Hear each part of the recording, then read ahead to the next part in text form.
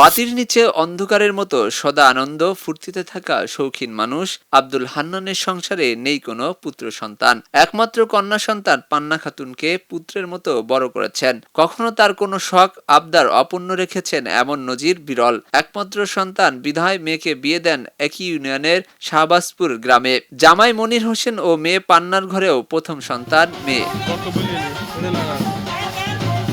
একটি ছেলের জন্য হান্নানের দীর্ঘ আশা থাকলেও তা পূরণ হয়নি। এরপর মেয়ের ঘরে একটি নাতির আশা নিয়ে প্রায়ই স্বজনদের কাছে ইচ্ছা পোষণ করতেন তিনি। তো লাতিনের ওই যে বাচ্চা হয় না, সে একটা বাচ্চা হচ্ছে, আমার ভাই একটা আফসোস করেছে যে ঘোড়ার গাড়ি দিয়ে ইংরেজি গাছ দিয়ে এটা আমার লাতিক মিষ্টি দিয়ে বিতরণ করবো।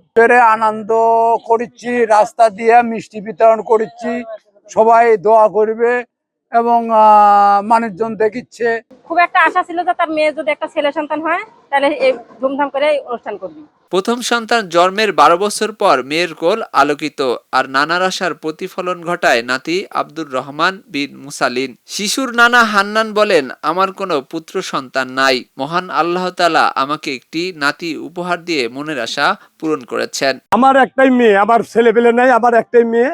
আমি মেয়ে বিয়ে দেওয়ার পর একটা মেয়ে সাল হয়, তারপর আমার বেটা সন্তান নেই। আমার খুব একটা আবেগ। 12 বছর পর আমার আল্লাহ লাতি দিছে।